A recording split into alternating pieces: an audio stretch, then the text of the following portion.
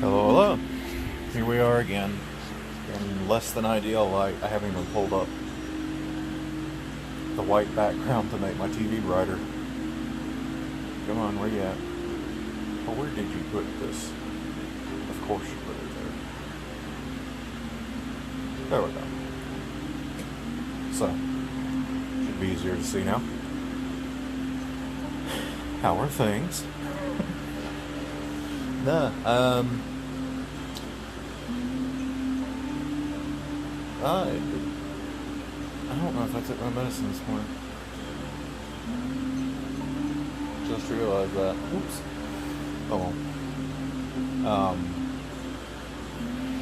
I keep a log to remind me of these things, but I've been forgetting to use it. So even if I check it now, which I'm doing, I doubt it's going to give me accurate information. And the last one was last night. So I probably did miss it. Safer to assume that. Yeah. Anyway.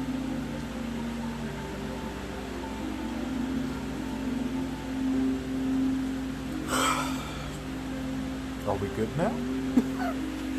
Today's been pretty chill. Just, last night played a good bit more Death Stranding before going to bed. Early, actually. I was tired, like a little after midnight. Took my meds, did a few things that Mom wanted me to do before going to bed, and crawled into bed. I don't think I was asleep before like 3. And while the sleep was good, I was sleeping on and off, and I actually crawled out of the bed at around noon today. Which was surprising. Got up.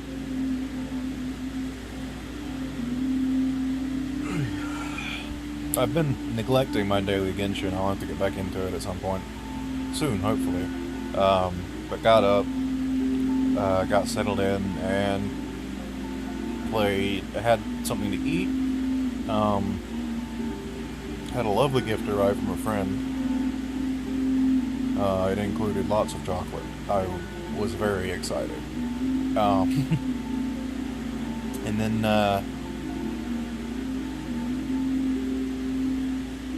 played Risk of Rain 2 with Martin for a good 3 hours or so.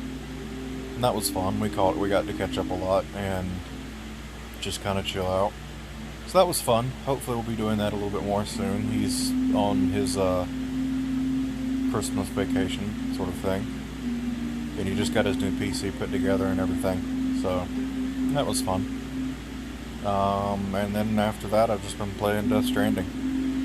Still really enjoying it. It's chill and I like it. If I had to complain about anything, it's a little heavy-handed with the ideology. It's becoming fairly obvious that Kojima idolizes the idea of America as such a completely free nation, I think. And there's nothing necessarily wrong with that, aside from the fact that we're not anything. We hardly represent our own ideologies these days, but that's a topic for another time.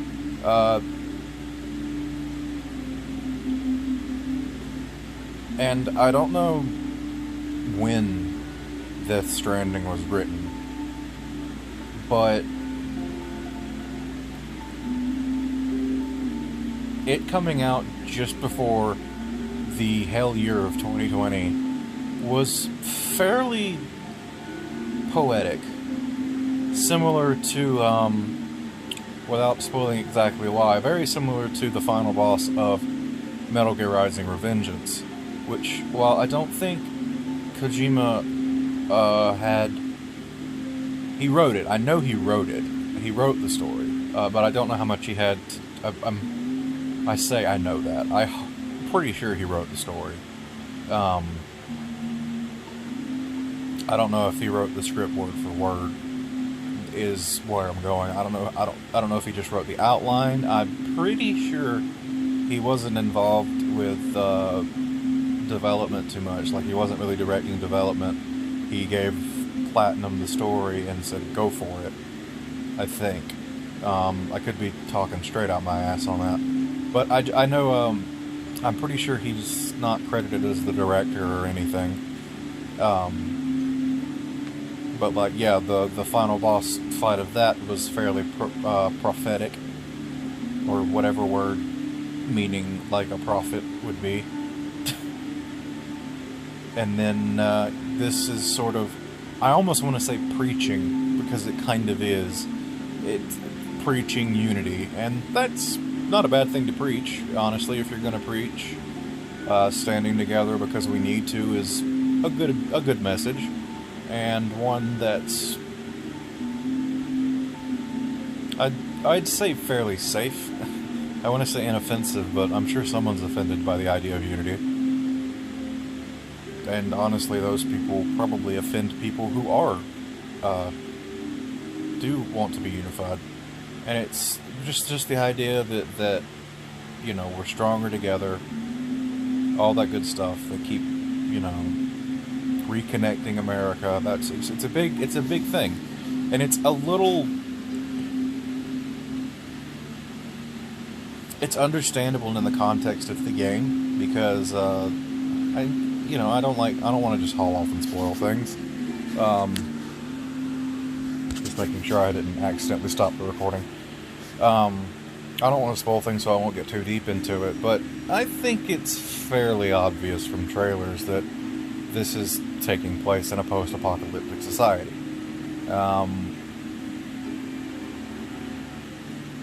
You know, so from that perspective, the whole unity thing does ring a bit more true. And don't get me wrong, it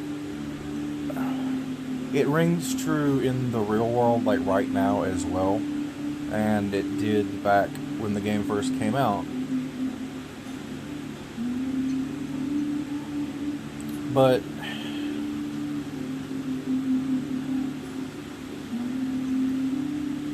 I haven't really hit the point in the game where I'm getting much resistance from the people we want to unify. And I'm not sure, and if there is that in here, you know, like if there is that in here, I haven't got to it, and there might not be that heavily, but it's just like, it's an easy thing to say, it's a good thing to want. But when you have certain people who care more about their own public image, or money, or continued employment,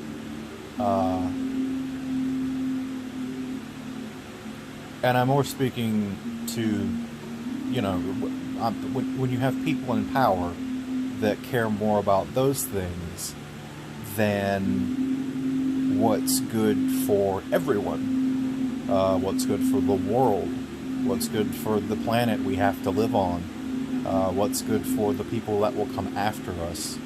You know, it just seems like it seems like everyone who could actually do something positive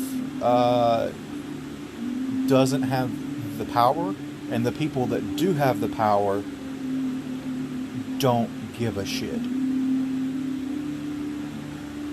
about tomorrow unless tomorrow's trying to take their money.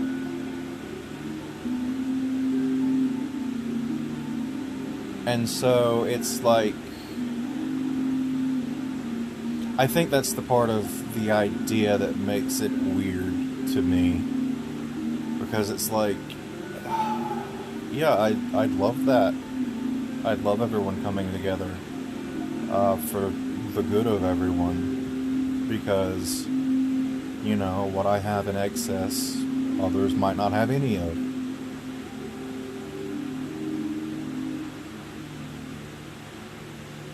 And it's like, we can share the good without controlling people's lives. So, you know, it doesn't turn into something negative in the end. I did not think I was going to go start waxing political nonsense tonight. I just was trying to put my finger on what part of the sort of ham-fisted preachiness of such a genuinely pure and good message, like, you know, unite together and we'll die less.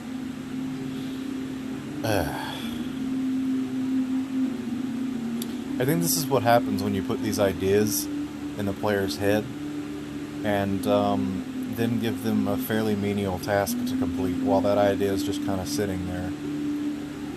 And it's been effective for me. This is absolutely the kind of game, for the most part, that I should have something playing in the background while I'm playing it.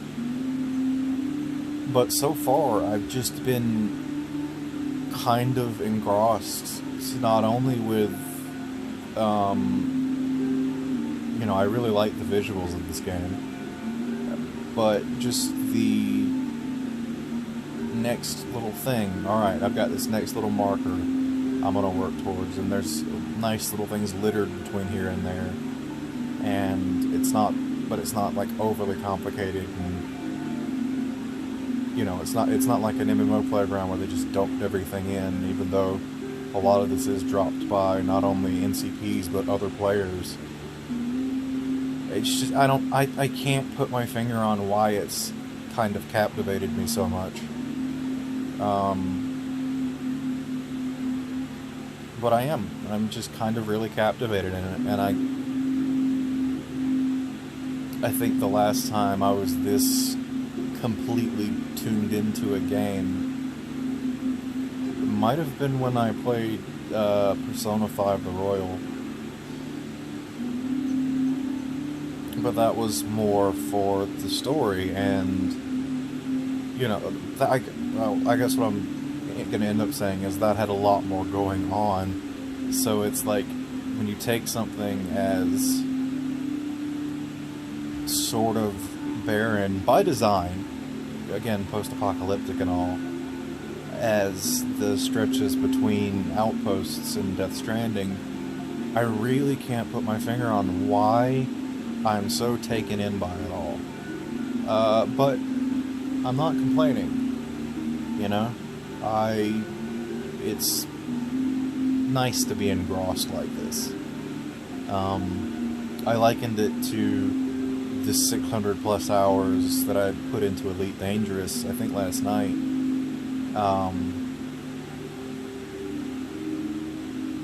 And gameplay-wise, yeah, as far as, you know, this is a fairly menial task you're completing. And especially in the case of Elite Dangerous, if you're just gonna haul cargo, tedious. But at the same time, I'm like, absolutely, just like, there's something about it. There's just something about it that's enamoring.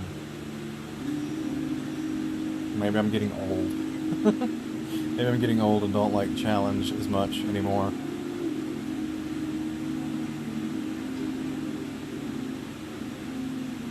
I'm really drifting off somewhere. I can't tell if I'm tired or if I'm just getting way too lost in my own head here. But I'm going to snap back because I'm not really making a point and just kind of saying the same things over and over again. But yeah, I'm liking Death Stranding, and I want to keep playing it. So, maybe try to figure out why I like it so much. I really can't put my finger on it. Hopefully by the end of all of this, I mean, of course one point of it is I just want to learn more about this bizarre world. And the game's happy to do that in little small doses. But I also just kind of like exploring it. It's similar to the first time I played Breath of the Wild, actually. As far as, ooh, what's that? Ooh, what's over there? Oh, that's neat. And just with the environments and stuff, I just, not, well, maybe Breath of the Wild was a bad comparison. Well,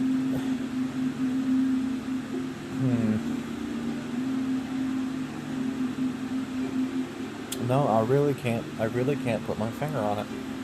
I really, really can't. Maybe this one area has really got me enamored because, without saying why, it's more open, but you retread it a lot more, and I'm really getting to see a lot of other people's stuff, and it's just it's becoming more and more streamlined to get from A to B. Pretty much every time I round a corner, whether it's me who put it up or someone else, there's a new, easier way to do something that took me a little bit longer the first time. So maybe that's got something to do with it right now as far as the gameplay. Because it was just when, it was like just when one thing's kind of getting old, you get handed a new tool that sort of fixes that part that's getting old. And,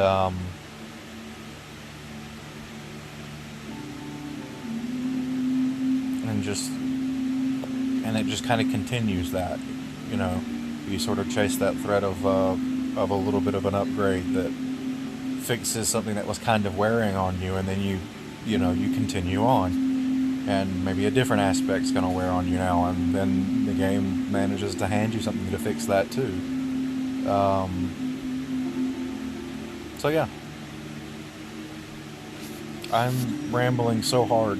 It's almost like I feel like I have to make up for the fact that the past few days, or like for a few days in a row there, it was like 5 minutes, 3 minutes, 3 minutes. You're getting your money's worth today. None of it. None of you are giving me money. You should give me money. You shouldn't give me money. No. I'm just gonna waste it. I'll see you all tomorrow, which will be a Christmas Eve. So that's exciting. Catch you then.